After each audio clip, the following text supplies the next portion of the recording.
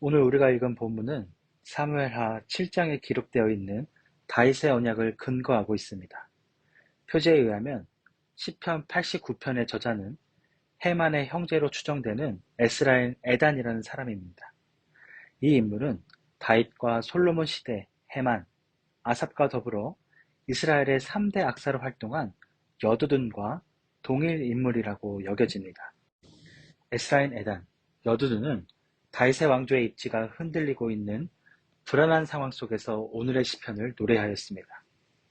사무엘하 7장에 기록되어 있는 다윗의 언약은 하나님께서 다윗의 왕조를 영원히 견고하게 하실 거라는 약속입니다.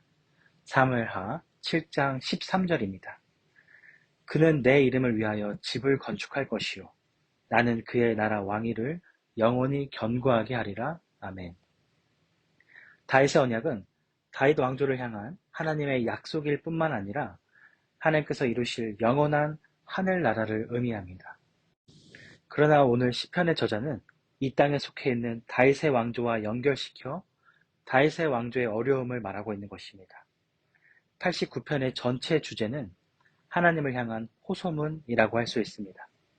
시편 89편은 다윗 언약을 기억하여서 이방 나라의 침략으로 존폐 위기에 있는 이 나라를 구원해달라는 시인의 호소문이라는 것입니다. 시편 89편 20절에서 23절입니다. 내가 내 종 다윗을 찾아내어 나의 거룩한 기름을 그에게 부었도다. 내 손이 그와 함께하여 견고하게 하고 내 팔이 그를 힘이 있게 하리로다. 원수가 그에게서 강탈하지 못하며 악한 자가 그를 곤고하게 못하리로다.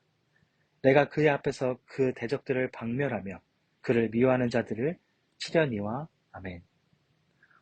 오늘 우리가 읽은 38절 이전까지는 하나님을 향한 호소문, 다윗의 언약을 근거한 하나님의 보호하심과 구원에 대한 책임을 말하지만 38절부터 45절까지는 이스라엘의 고통과 무너짐에 대해 말하는 것을 볼 수 있습니다. 오늘 본문 38절에서 41절입니다. 그러나 주께서 주의 기름 부음 받은 자에게 노하사 물리치셔서 버리셨으며 주의 종의 언약을 미워하사 그의 관을 땅에 던져 욕되게 하셨으며 그의 모든 울타리를 파괴하시며 그 요새를 무너뜨리셨으므로 길로 지나가는 자들에게 다 탈취를 당하며 그의 이웃에게 욕을 당하나이다. 아멘.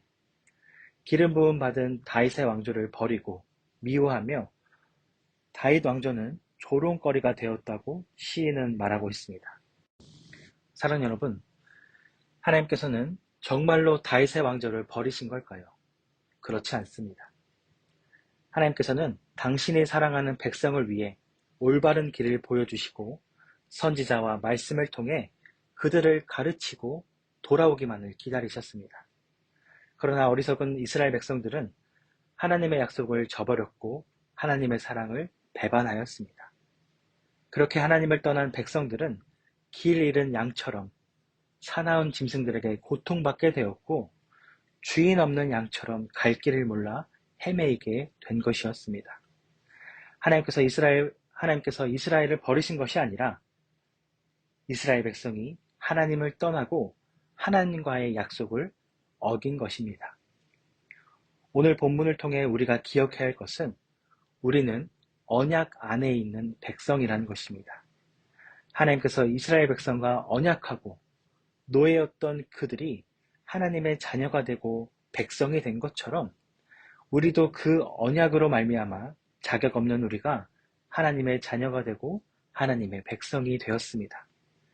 하나님과의 언약 관계에 있다는 것은 하나님께서 우리를 향해 일하시고 우리의 든든한 구원자가 되어주신다는 의미도 되지만 동시에 우리가 하나님의 자녀답게 살아가야 할 책임이 있다는 것입니다.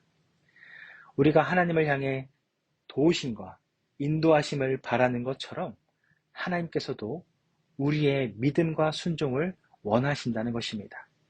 출애굽기 19장 5절에서 6절입니다. 세계가 다 내게 속하였나니 너희가 내 말을 잘 듣고 내 언약을 지키면 너희는 모든 민족 중에서 내 소유가 되겠고 너희가 내게 대하여 제사장 나라가 되며 거룩한 백성이 되리라.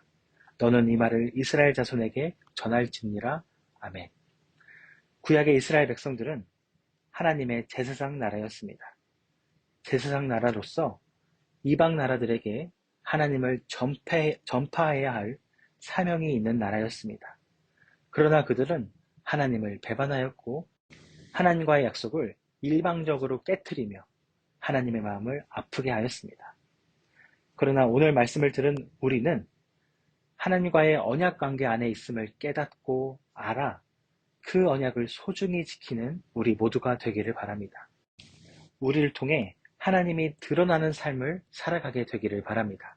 그래서 하나님께서 우리를 통해 일하시며 우리를 통해 하나님의 역사가 일어나는 삶을 살아가게 되기를 주님의 이름으로 축원합니다.